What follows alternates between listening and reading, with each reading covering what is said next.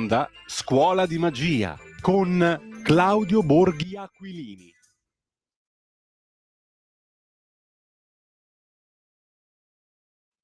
Oh, allora, le 9:40 minuti e 47 secondi sulle magiche onde di Radio Libertà. Antonino Danna al microfono con voi, ma soprattutto con il padrone di casa, il senatore Claudio Borghi Aquilini. Senatore, buongiorno. Buongiorno a voi. Attenzione che inizio subito con la prima difficoltà di questo collegamento, che è un ascensore. Se per caso cado in questi 12 secondi mi richiamate. Senta, tra lei e l'Aravetto dovrei fare un videogame, giuro. Lo chiameremo, non lo so, Connection Quest. Prova a connetterti con l'ospite. Lei dal treno, cioè l'Aravetto dal treno, lei dall'ascensore. Chissà quanti punti faremmo per collegarci. Senatore, allora, intanto buongiorno e di nuovo ben trovato. Come va questa situazione, insomma? Me le dice due parole su Genova prima che cominciamo la nostra chiacchierata di oggi? Allora, dunque, innanzitutto il primo segnale positivo è che sono sopravvissuto all'ascensore senza perdere il collegamento e quindi passiamo alla seconda difficoltà, che è il box, no? Dove... Questo vale 5.000 punti, box, anche e perché 3 vite. come qualcuno ben si ricorda, nel box, se fossimo usciti dall'euro, volavano le pallottole, no? Questo era una roba che l'aveva detta il famigerato, aspetta, non mi ricordo, comunque era uno di una banca, dove a un certo punto diceva no, ma lì in Argentina nei garage volano le pallottole. Questo non l'avevo mai capito, perché se uno non avesse l'euro volavano le pallottole, ma nelle cose strane che avevano detto all'epoca c'era pure questa. Invece, allora, ti commentiamo Genova, ma in realtà le percentuali sono le stesse delle regionali. Vale a dire, si è votato recentemente, allora è sempre un errore quando uno prende e va a confrontare cose che sono molto lontane nel passato, situazioni che sono molto lontane nel passato, perché però sono omogenee, no? Cioè gente che va a vedere cosa ha fatto, cos'erano le comunali di 5 anni fa, no? Così di questo tipo, e allora dice, o di 10, allora dice, vabbè, confrontiamo con quelle. No, bisogna sempre confrontare con le elezioni più vicine, perché ne sono successe di cose, cioè a un certo punto lì a Genova ci sono stati scandali importanti, la cosa di Toti, il candidato non è più quello che aveva ovviamente delle caratteristiche importanti e specifiche, e che è transitato la regione, oltretutto, quindi insomma, come dire, il raffronto con le ultime elezioni che si sono tenute a Genova, vale a dire le regionali che sono appena tenute, è ancora più significativo, perché oltretutto lì c'era come sfida, diciamo così, il governatore entrante, che era Bucci, quindi un uomo di Genova, rispetto a Orlando, che era il candidato del PD, che era un uomo di La Spezia, ecco, no? Quindi insomma in teoria avrebbero già dovuto essere più rischiose quelle elezioni, eppure il risultato in termini percentuali è stato più o meno uguale. Non mi stupisce più di tanto, nel senso che stiamo parlando di una città che è sempre stata più o meno di sinistra, come tendono a essere quasi tutti i grandi centri. Io faccio fatica a capire cos'è il ragionamento di chi abita di solito nei grandi centri, e tante volte anche nei centri dei centri.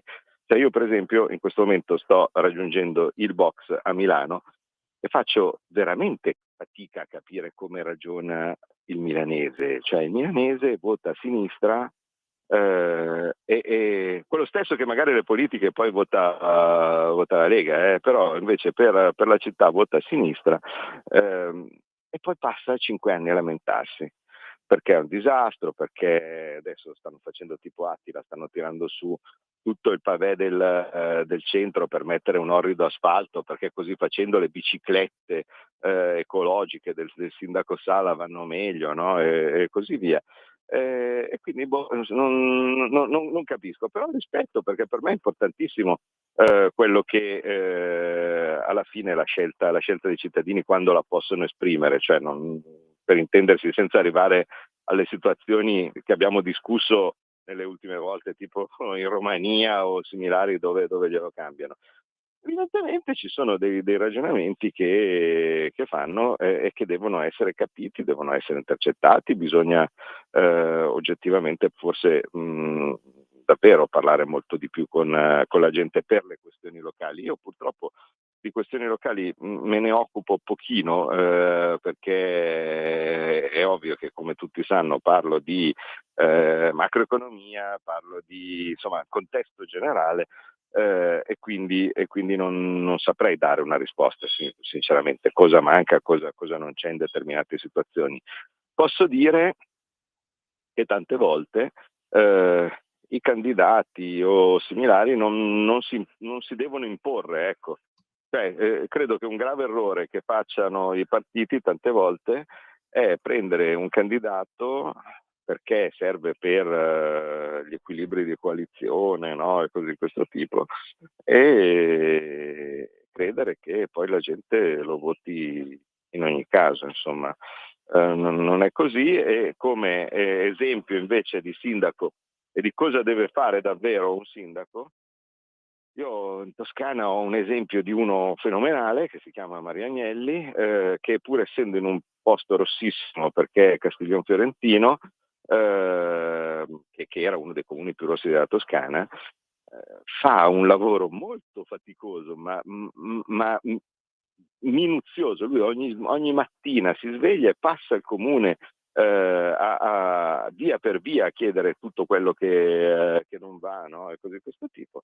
E alla fine il risultato comunque c'è, perché adesso è al terzo mandato, perché per i comuni sotto una determinata soglia si possono ancora fare i terzi mandati, e prende il 70 e passa per cento, no, di voti. Quindi insomma è possibile, credo che sia possibile venire incontro alle esigenze anche degli esigenti elettori di centrodestra delle città. Però, ripeto, io non faccio fatica, ecco, a discutere di queste cose, perché dato che notoriamente non mi occupo più di tanto del territorio e delle particolarità, insomma, dei singoli comuni, no? E così via, magari perdo qualche cosa che deve essere ovvio. Dal punto di vista macro, che è quello di cui invece mi occupo io, sono convinto che i primi segnali del malcontento relativo a ma noi adesso governiamo e cosa aspettiamo a cambiare fortemente le cose, arrivano nei comuni. Quante volte abbiamo detto che noi in questo momento come governo stiamo facendo sicuramente meglio di quello che fanno gli altri, perché gli altri non avrebbero visto l'ora una volta il governo di fare disastri terribili congegnati dall'Unione Europea, che vanno dalle tasse sulla casa, che vanno appunto il catasto, che vanno alle tasse sui risparmi, perché sono quello che l'Unione Europea già sta cominciando a pensare, no? Quando parla delle eurotasse, delle risorse proprie, no? E così via. Tutti i cittadini dovrebbero cominciare a ragionare su questo, cioè vale a dire l'Unione Europea vuole essere soggetto che per ripagare il famoso PNRR tassa, e diventa tassa al quadrato, perché il cittadino a questo punto verrebbe tassato sia dal proprio governo che anche dall'Unione Europea, e penso che non sia una cosa piacevole per nessuno. Quello che appunto posso dire è che secondo me ci sono tanti che vogliono vedere un cambiamento, e in molti casi fare una buona ordinaria amministrazione e difendere da cose peggiori non basta. Io questo lo significo, diciamo così, tante volte anche agli alleati, no? E così di questo tipo, dice, non è che, cioè, l'impedire che è una cosa importantissima, si pensi al MES, no? E così di questo tipo, ma tante volte non è compreso da un elettore che ti vota con l'intento di cambiare fortemente. L'elettore ti vota con l'intento di cambiare fortemente e vuole vedere il cambiamento. Vuole vedere quello che sta facendo Trump, tanto per dirne una. Cioè, esatto. Io voto Trump perché voglio una cosa molto diversa rispetto a quello del passato. Lui glielo sta dando. Io penso che i cittadini vogliono vedere veramente delle azioni che siano decisive e quindi, dato che in una maniera o nell'altra anche i comuni, no, per anni ormai cosa devono fare? Ogni volta tagliare il bilancio, ogni volta ridurre le spese per questo, ogni volta contenere la cosa, tagliare di meno l'erba e fare meno lavori sulle strade, chiudere magari dei servizi che potevano essere utili, aumentare il prezzo dei servizi pubblici, mentre intanto dall'altra parte ti sta disincentivando a usare la macchina, no? e similari. Io penso che effettivamente a qualche cittadino dice no, non mi sta bene. Io ti ho votato per cambiare le cose e devi cambiarle. La spiegazione del sindaco che tante volte dice ma io cosa posso fare? Cioè, questa è la minestra, che sono gli ingredienti che mi danno da fare, perché è ovvio che se sopra il governo mi taglia i fondi io non posso spenderne di più per il comune, se sopra il governo mi tiene le stesse regole che anche magari nel caso di soldi che ci sono, ma mette delle regole assurde per spenderli e io a quel punto non riesco a venirne a una, quindi c'è un problema tuo. Cioè, è un problema tuo, cioè tu devi in qualche maniera vedere di riuscire a venirne fuori. E io sinceramente passo parte della mia giornata e anche, diciamo, parte delle spiegazioni che sto facendo, diciamo, con il mio libro, perché sono, come ben sapete, in giro per tutte le città, e anzi mi scuso, ieri a Milano c'era tanta gente, così come ce n'era tantissima a Ravenna, Sulmona, gli altri posti dove sono stato in questi giorni. Mi scuso con gli amici del Veneto per Soave. Dovevo essere lì a Soave, ma c'è stato un incidente riportato da tutti, quindi non è che me lo sono inventato, c'è stato un mega incidente nell'autostrada, il vecchietto di 80 anni che abbiamo pensato di fare inversione, disastro, questa cosa è successa tipo 20 metri avanti a me, e quindi sono rimasto bloccato per 3 ore e non ho potuto andare a Soave. Però quello che dico ogni volta in questi incontri, in queste occasioni in cui presento il mio libro, è esattamente la base del motivo per cui l'ho scritto il libro, cioè vale a dire che a un certo punto questa rivoluzione andrà fatta. Cioè il ventennio del sovranismo, no? Cioè, che è il titolo del mio libro, che sono i miei 20 anni di battaglie per ritornare in possesso delle decisioni. Il cuore delle decisioni è proprio quello lì, cioè vale a dire consentire che i cittadini possano decidere di loro stessi, e per decidere di loro stessi si inizia dai comuni. Cioè, se il comune deve 99 volte su 100 allargare le braccia dicendo ma qua non è possibile cambiare perché le regole sono rimaste quelle, perché i tagli al bilancio sono questi qui e così, questo tipo è il primo segno che le cose non stanno andando bene. Perché alla fine, no, c'è tutta una catena di allargamenti di braccia che va dal sindaco che allarga le braccia perché non può fare niente, il presidente di regione allarga le braccia perché non può fare niente, il parlamentare allarga le braccia perché non può fare niente, l'europarlamentare allarga le braccia perché dice ma noi tanto qua non contiamo un cacchio, siamo solo consultivi, decidono gli altri. È un sintomo perfetto del fatto che ci stanno rubando la democrazia e ce l'hanno già rubata. E noi la battaglia deve essere proprio quella, cioè dovrebbe essere la possibilità di prendere e mandar via il sindaco, cambiare il sindaco perché fa male il suo mestiere, non tenere solo il fenomeno, no, che come il caso di Maria Agnelli a Castiglion Fiorentino, no, e tutti gli altri invece mi scontentano, perché cioè, i fenomeni ce n'è uno, non è che bisogna pensare che l'eccezionalità sia la normalità. Tu devi poter avere anche un buon sindaco, non soltanto il fenomeno. E il buon sindaco purtroppo non ti accontenta in questo momento perché non ha le possibilità di incidere. Io ho fatto 5 anni di consiglio comunale a Como con un buon sindaco, ma che non aveva la possibilità di giocando con le regole, ecco, mettiamola così, no? Non aveva la possibilità di incidere più di tanto e la gente l'ha mandato a casa per prendere un pazzoide come al momento hanno, che dice vabbè almeno fa casino, ma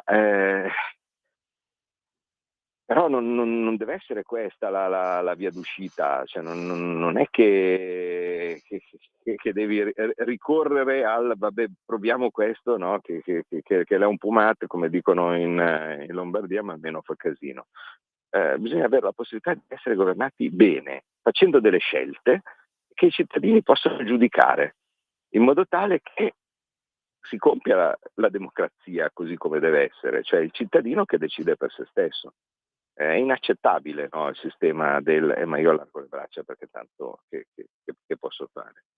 Quindi, insomma, questo è il mio commento e incidentalmente voglio anche dire che un'altra delle robe con cui darei delle mazzate in testa ogni tanto anche ai miei alleati di centrodestra sono i litigi, le divisioni, tali per cui incredibilmente in certi comuni si va tutti separati, ma andare tutti separati anche quando in certi casi vengono fuori dei risultati favorevoli alla Lega, perché ci sono delle cose incredibili. Taranto, per esempio, una città in cui si parla poco, il centrodestra va diviso e il candidato della Lega va al ballottaggio lasciando fuori il candidato di Fratelli d'Italia e Forza Italia. Contento per la scelta della Lega, che evidentemente è riuscita a capire molto bene cos'era il candidato migliore. Dall'altra parte probabilmente molto sbagliato l'atteggiamento dei compagni di coalizione, che volevano probabilmente con tutte le forze portare il loro candidato invece che il migliore, perché è evidente che se il candidato della Lega va al ballottaggio da sola a Taranto, no, rispetto a quello del centrodestra unito, evidentemente il candidato era proprio quello giusto. E quindi cercare ogni volta di portare delle logiche di spartizione, no? Ma se tu c'hai Taranto allora io mi prendo Matera, così questo tipo vuol dire non capire molto, cioè bisogna oggettivamente che tutti si mettano un attimo seduti e capire che quello che conta sono i cittadini e quello che vogliono loro, non le spartizioni o i conti o io ce ne ho 2 quindi tu te ne aspettano 3.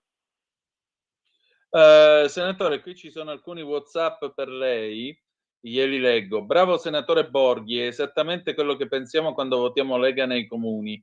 Invece anche in Brianza, purtroppo, i comuni guidati dalla Lega si trovano meno parcheggi e ZTL, ad esempio Biassono.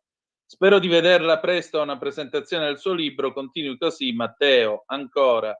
Buongiorno, non capisco come possano votare la sinistra. Sono contro noi italiani che non si lamentano. Questi che li hanno votati quando la nuova giunta farà quello che non ha promesso, ma il contrario. Buongiorno Antonino, propongo di fare una legge che sostituisce le votazioni in una sola giornata. Lasciare incustoditi tutti gli scatoloni, una notte può succedere cose strane. Scusate la mia malizia, ma la sinistra ne ha combinate di nefandezze. Purtroppo passa tutti in cavalleria, cari, saluti. Io però le devo chiedere 10 secondi di pausa e poi torniamo. Va bene, intanto io entro in macchina. Ok, vai Simone. Ladri e rapine? Chiama Securbet e installa Dialogos. Telefono 389 11 89 705. Antifurto senza fili o videocontrollo da 980 euro netti. Chiama il numero 389 11 89 705. Prima è meglio che dopo. Securbet 389 11 89 705. Stai ascoltando Radio Libertà, la tua voce libera, senza filtri né censure, la tua radio.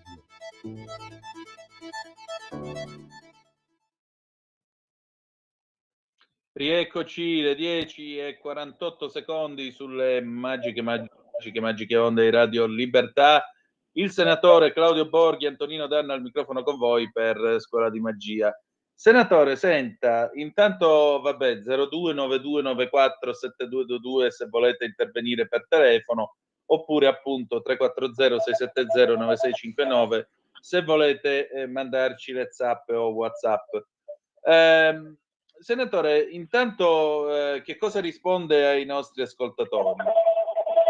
Ma io vi ringrazio perché alla fine mi conforto nel mio modo di vedere, cioè l'elettore della Lega, scusate tutti questi bip bip, sono i soliti sensori di parcheggio della macchina, devo trovare una maniera per segarli perché non è possibile che ogni volta mi sembra di essere dentro in un videogioco di flipper, cioè ho capito che c'è il muro. Aspetta un attimo, provo a schiacciare sto bottone, vediamo, magari esplode, però magari invece sta zitto. Ma aspetta, vediamo che fa, bottone. No, va, forse hai visto che... No, ma vedi? Cioè, non mi vuole... Cioè, mi vuol tenere... Oh, aspetta, forse sono riuscito a... Faccia finta che stiamo giocando a flipper. Ma sì, ma come si fa? Cioè, a un certo punto uno già ovviamente ti obbligano quel pessimo ministro delle infrastrutture che ci abbiamo, ti obbliga a tenere il viva voce invece che il telefonino. C'ha ragione, ovviamente, c'ha ragione, perché buona parte degli incidenti si fanno proprio perché la gente spipola col telefonino mentre è al volante. Quindi di tutte le cretinate che si possono fare quando si guida, quella di tenere in mano il telefonino oggettivamente è la peggiore, e benissimo fa Salvini a cercare di far capire che non va fatto, no? Detto questo, però, diciamo, fa bene a obbligarti a non avere, a non mettere le cose nelle mani, sia non mettere le cose a mettere il telefonino giù. Dall'altra parte, però, cioè, almeno non obbligarmi a sentire tutti quei bip ogni volta che mi sposto e che esco dal box, perché cioè, è ovvio che se passi in mezzo a un corridoio e sono vicino a un muro, quindi è un corridoio, cioè, appunto. Ma poi voglio dire, siamo sopravvissuti fino ad oggi col metodo PAM, ha toccato, va bene così, fermati. Quindi sopravviveremo anche a questo. Senatore, ci sono 2 telefonate in attesa per lei. Vai. Allora andiamo, pronto, chi è là? Pronto? Sì? Sì, buongiorno, sono Giuseppe da Pisa, buongiorno a tutti. Benvenuto. Diciamo che sono abbastanza d'accordo su quello che dice il senatore, però ogni tanto magari fra un no all'OMS e un no al MES sarebbe magari utile inserire anche un no, per esempio, alla liberalizzazione delle licenze al commercio, una cosa diciamo che è un po' più vicina ai cittadini, che tanti magari non capiscono sia l'OMS sia il MES.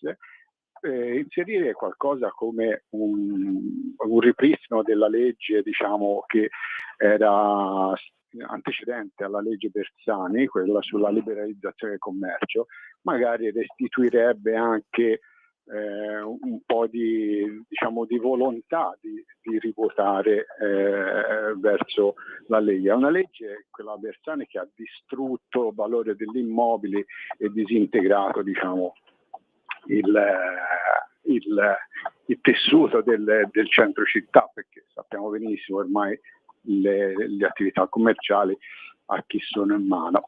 Grazie di tutto. Altra telefonata, pronto, chi è là? Sì, sono Walter, buongiorno senatore e ciao a te Antonino. Ciao. Volevo dire una cosa, senatore. Innanzitutto io ho dell'uva nel mio giardino e quest'anno penso che quando la mangio non sarò contento. Mi verrà sempre in mente la faccia di Draghi, mannaggia a lei e al suo libro, porca trottola. Libro letto, fantastico. Noi che seguiamo Scuola di Magia diciamo che lo conosciamo abbastanza bene. Mi è piaciuta l'idea di lasciare la pagina bianca alla fine di ogni capitolo, nel quale poter prendere appunti e sbattere in faccia qualche comunista malefico. Questo mi è piaciuto tantissimo. La seconda cosa è questa. Lei ha detto, siamo in una legislatura di difesa. Lo abbiamo fatto, lo avete fatto, lei in particolare lo ha fatto, perché se devo vedere gli altri non è che mi piacciono molto. La legislatura d'attacco sarà la prossima o possiamo cominciare a mettere in campo qualche punta tipo Borghi Aquilini con la scimitarra in mano che comincia a dire i redditi sopra i 50.000 euro, monoreddito, non sono ricchi anche se è pensione, tagliamo l'IRPEF a queste persone. Gliel'ho già detto una volta, lei lo so che la pensa come me, però qualcuno che ogni tanto lo dica. Un saluto, grazie senatore, lei è il numero uno. Saluto. Allora, senatore, quindi mi pare abbastanza evidente. Il nostro primo ascoltatore dice quando è che ci si occupa di cose più vicine alle persone, come ad esempio le licenze per gli esercizi pubblici, e invece poi c'è il nostro Walter che fa questa seconda riflessione sul suo libro. Prego. Ma vabbè, innanzitutto ringrazio Walter per le belle parole, sono contento che il libro gli sia piaciuto e come mi sembra che più o meno sia, perché io adesso sto raccogliendo le critiche se posso al libro, no? Perché così facendo, insomma, quelli che mi dicono bravo, vabbè, mi fa piacere, ok, però mi interessano le critiche. La maggior parte dicono è un po' corto. No, però è una bella critica quando uno mi dice è un po' corto, no? Il libro, perché significa che ne vuole di più, no? Cioè, dice, guarda, certo. me lo sono divorato in 2 giorni e mi sarebbe piaciuto leggere di più. Va bene, cioè, vuol dire che insomma la critica è anche un po' un complimento in questo caso e su cosa vorrebbe il Walter arriviamo esattamente al punto di prima, no? Cioè vale a dire anche lì la forte detassazione di chi è sotto i 50.000 euro perché appunto era diciamo la vecchia classe media, che è quella che tutti frignano, no? Dicendo che non c'è più, però intanto la si stratassa. È indubbio che sia una cosa che i cittadini vedrebbero subito, no? Rispetto al 1% dell'aliquota che viene spostata da una parte all'altra, l'accisa della benzina che scende di 1 centesimo, quella del diesel che sale di 1 centesimo, cioè, capito? Queste sono tutte cose che ogni volta, se si entra nell'ordine di idee dell'Unione Europea, vale a dire quella che non si deve mai cambiare, anzi che non si deve tagliare niente, ma il massimo che puoi fare è togliere da una tasca e mettere nell'altra, alla fine togli una tasca e metti nell'altra e li fa incazzare tutte e due. Quella da cui tu togli si incazza perché gli stai togliendo qualcosa, e quella a cui tu metti che si incazza perché gli stai dando poco rispetto a quello che gli servirebbe. Quindi è naturale che uno punti a essere scontento, no? Se gioca secondo queste regole. E infatti la battaglia è proprio cambiarle le regole, e qui arriviamo anche a quello che dice il primo cittadino, dice le cose vicine, e certo, ma le cose vicine al cittadino vengono fatte tante volte perché il contesto, no? Cioè il set delle regole, il librone delle regole è quello che ti impedisce di fare delle cose che tu vorresti, quindi Ci vuole purtroppo molta pazienza, sono cose che si tengono, cioè cambiare le cose, le macro cose è necessario per riuscire ad arrivare alla possibilità di cambiare invece le cose di tutti i giorni, e che non sempre sono cose evidenti come per esempio l'aliquota delle tasse o simili, ma in molti casi sono delle situazioni che ti sembra che non dipendano dalle scelte politiche, no? Come quando chiude la fabbrica nel paese, che era quella che magari dava lavoro a tanti cittadini. Beh, quello non è mica un problema, certo che è un problema. Solo che il motivo per cui quella fabbrica chiude spesso e volentieri dipende da cose globali che non stanno venendo gestite nella maniera corretta, perché se noi lasciamo andare ancora questa globalizzazione che ci ha ucciso, no, in questi 20 anni, sarai sempre anche la fabbrica del piccolo paese o il negozio del piccolo paese diventerà in concorrenza con qualche mega multinazionale, con qualcuno con qualche paese che ha il costo del lavoro, il costo dell'energia che è la metà rispetto al nostro, e poi le conseguenze arrivano. Io credo che un po' per tutti le cose che vogliamo di più siano essere lasciati in pace grosso modo dallo Stato, e avere la possibilità di lavorare con una paga giusta rispetto al lavoro che facciamo. Questo di base, no? Penso che siano i desideri principali di molti cittadini, e la soluzione per queste due necessità di base sta proprio anche nelle cose di cui ahimè mi occupo io, anche se in certi casi sono un po' lontane dalle esigenze quotidiane. Dato che la legge Bersanieri fa dei disastri, sono assolutamente d'accordo. Quello era anche lì una scelta di parole, no? La liberalizzazione, cioè la liberalizzazione, tu ti senti contento, no? Ma che bello, cioè, sono liberalizzato. Certo. Se invece la chiamavano l'inculata, uno dice no. Lì è un po' particolare la situazione. Senatore, senta, capito? c'è una Quindi, telefonata in attesa. Vai. Pronto? Pronto? Padania Libera, Sì. Roby Bergamo. Un grande Buongiorno. saluto al professor Borghi.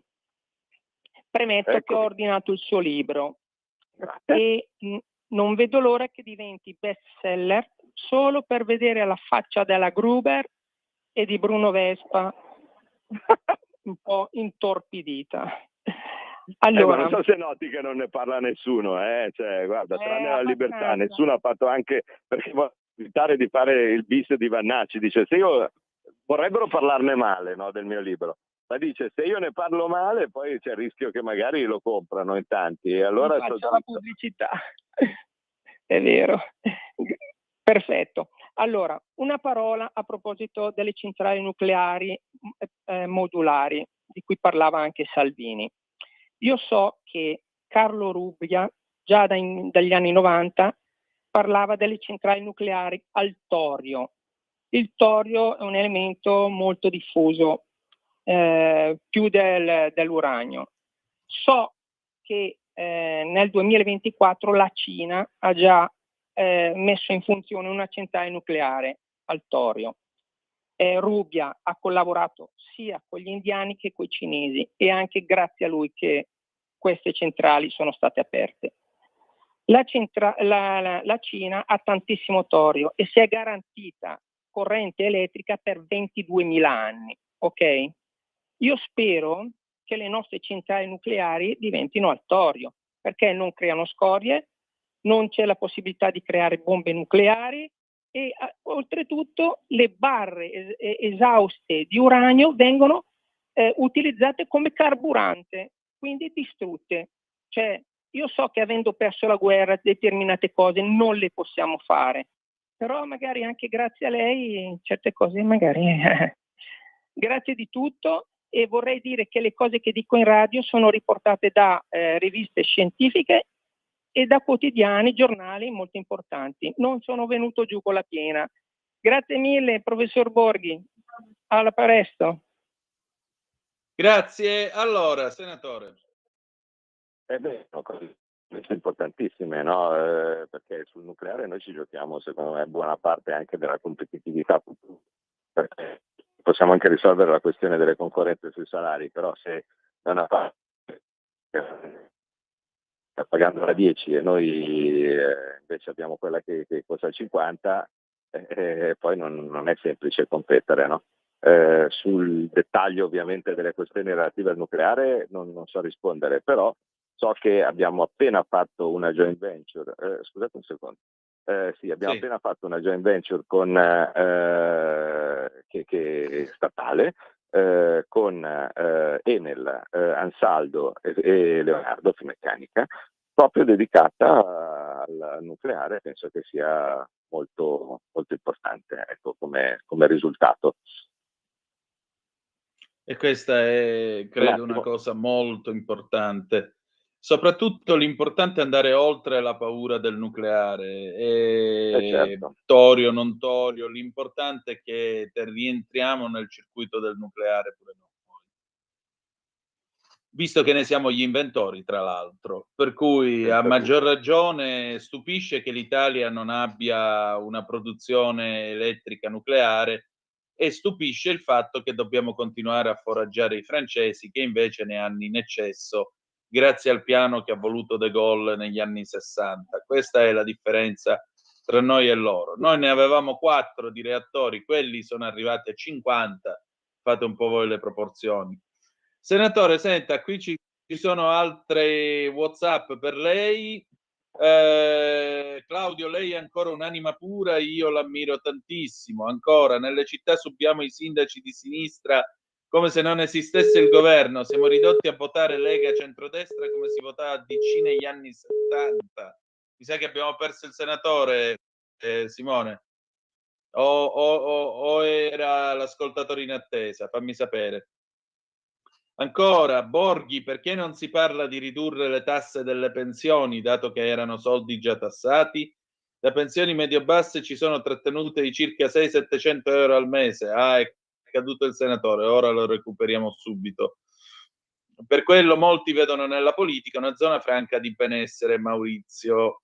Vabbè, ora come torna il senatore gli leggiamo anche queste altre osservazioni. Per conforto a Borghi, purtroppo le auto moderne hanno pochissima visibilità dall'interno, questo è vero, per cui diventa davvero difficile far manovra senza i sensori. Luigi da Treviso. Più che altro è che sono alte, strette all'interno, penso anche ai SUV, questa roba qua, e tu non ti rendi conto di quello che c'è. Che era tutto perfetto, Eccoci. nonostante il box, nonostante il garage, nonostante l'ascensore. Comunque, e cavolo, io ero arrivato a 15.000 punti, adesso dobbiamo ripartire da zero. Sempre lì, come nei videogiochi, ti distrai un secondo e tac. Sì, veramente senza parole. Senatore, qui ci sono un paio di WhatsApp interessanti per lei. Le leggo questi due. Borghi, perché non si parla di ridurre le tasse delle pensioni, dato che erano soldi già tassati? Da pensioni medio-basse ci sono trattenute di circa 600-700 euro mensili. Per quello molti vedono nella politica una zona franca di benessere, scrive Maurizio. Ancora, letto in 4 ore il suo libro, se è troppo lungo poi ci si perde, dice Walter. E c'è una telefonata in attesa. Pronto? Chi è là? Sì. Buongiorno, parlo da Torino. Buongiorno, sono una pensionata ormai da qualche anno. Scusi la voce. Volevo chiedere una cosa al senatore Borghi. Noi siamo, io sono della categoria di quelle signore che sono state buggerate da Amato nel 92. Cioè noi siamo rimaste a casa perché purtroppo in quel periodo il governo non aveva fatto né asili nido, non aveva fatto niente, per cui o avevi un figlio e stavi a casa o cercavi qualcuno che in quel momento non riuscivi a trovare perché ti guardasse il figlio. E comunque io sono stata a casa, ho lavorato 11 anni e mezzo, quasi 12 normalmente, e poi appunto ho incominciato subito a versare per la pensione. Arrivato Amato nel 92 ha detto non ci sono più i soldi per voi future pensionate, per cui toglietevi dalla testa che prenderete la pensione. Difatti quando sono andata in pensione, non solo io ho preso già tanto, 90 euro al mese di qualche anno fa, e adesso ne prendo 197 al mese, dopo praticamente aver versato, e poi dopo a un certo periodo proprio lì il patronato ha detto non versate più perché intanto prenderete solo la minima. E allora tutte noi non abbiamo più versato. Alla fine noi ci ritroviamo con praticamente aver versato io ho versato quasi 20 anni, altre solo 16, 17, 15 anni, insomma, quello che però meno di 15 anni no. Per cui vorremmo che questa pensione di noi pensionate, che ormai da troppi anni che prendiamo niente, zero di pensione, vorremmo prendere la minima almeno, cioè almeno quello che ci hanno detto di prendere, ecco, è per quello che non so più a chi rivolgermi per poter far capire che ci hanno rubato dei soldi per colpa di Amato. Ecco, cerchi, senatore, di fare qualcosa, perché ho fiducia veramente nella Lega, e non lo dico solo così, tanto per dire, e per cui cercate di aiutare noi casalinghe, perché quando vediamo che quelli che vengono dall'estero li prendono la pensione e poi se ne vanno al loro paese e si portano via i soldi che dovrebbero essere dati a noi. Ecco, e per cui io spero di essere stata chiara, ma comunque siamo casalinghe che sono state buggerate nel 92 da Amato. È un po' come lì i soldi sul conto corrente che dalla notte al mattino ci ha portato via sempre Amato, ci ha portato via i risparmi, insomma, ci ha messo delle tasse, insomma, tutte quelle cose lì. Amato è una persona da inquadrare, però con una bella croce nera sopra. Per favore, senatore, cerchi di aiutare, cioè di cambiare, di darci almeno la minima, perché 197 euro, mia cognata ne prende 150, insomma, al mese, se dovessimo rimanere sole, non so come potremmo fare se non quel po' di reversibilità del marito, ma sarebbe dura. Io la ringrazio molto, un abbraccio e cosa posso dire? Viva la Lega, perché è la cosa che penso io. Arrivederla, grazie senatore. Senatore, questa è la carne viva dell'Italia. Questi sono veramente tanti anziani che si trovano in questa situazione. Che si può fare per loro? Ma è una questione che conosco anche benino, perché mia mamma è uguale. Cioè, nel senso, non è che devo andare tanto lontano per andare a capire come funziona la questione di chi ha lavorato e poi ha deciso, come nel caso di mia mamma, ma ha deciso in molti casi senza poter decidere, insomma, cioè in molti casi ha dovuto, forse è il verbo più giusto, lasciare il lavoro per riuscire ad accudire i figli, perché sennò altrimenti non c'erano altre possibilità. Mia mamma lavorava come contabile in una ditta americana che si chiamava la Sperry Rand, e a un certo punto, quando io sono nato, ha dovuto fare una scelta e ha scelto ovviamente di stare a casa e fare la casalinga, perché non c'erano possibilità diverse. Cioè, i miei nonni abitavano lontano rispetto a dove stavo io, e non c'era veramente tanto modo di fare differentemente. C'è da dire che almeno in passato c'era questa, diciamo così, semiscelta, no? Anche se, come abbiamo detto, era una scelta abbastanza obbligata. E questa semiscelta si aveva derivante dal fatto che almeno ma vabbè, poi tanto stanno facendo di tutto, era derivante dal fatto che almeno la certezza dello stipendio del papà, che pur non era ovviamente un dirigente, era un impiegato, consentiva in ogni caso di riuscire a pianificare una vita, no? Adesso, sì, dato che non c'è nemmeno questa certezza, no? Cioè non c'è nemmeno la certezza di uno stipendio in famiglia, dicendo su questo ci possiamo contare e quindi dall'altra parte vediamo di poter fare delle scelte, di solito la scelta che viene fatta è non si fanno figli. Perché alla fine questo è, da una parte dice vabbè, guarda, faccio figli e faccio un figlio, che mi sembra la cosa più bella e più giusta da fare, no? Nel momento stesso in cui metti su una famiglia, e dall'altra parte dici guarda, va bene, posso pensare di dire sto a casa, no? E poi oltretutto vengono fuori delle brutte conseguenze come quelle che ha avuto la signora, ma al momento uno non ci pensava, no? Al momento uno dice posso provarci.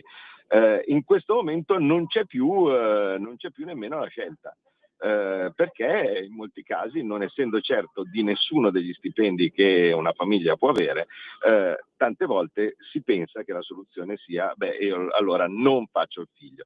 Però capite benissimo che questo è il disastro, e chi ragiona in questo momento come buona parte del sistema, cioè in questo momento se tu anche diventi ministro dell'economia, vai lì e nel palazzo la prima cosa che ti dicono tutti i tecnici del palazzo è attenzione alle pensioni.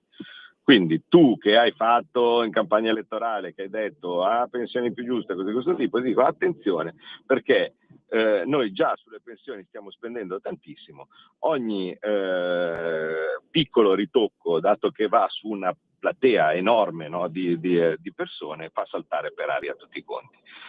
E il risultato è che le pensioni praticamente non si riescono a toccare, se non con degli arzigogoli, no? Allora devi avere 27 anni di contributi che però li devi aver pagati cantando in ladino e solo se tu in questo momento hai 4 gambe, allora forse, cioè, capito, tutte queste cose che servono per far vedere che insomma tu ci stai pensando, ma che ci sono dei limiti.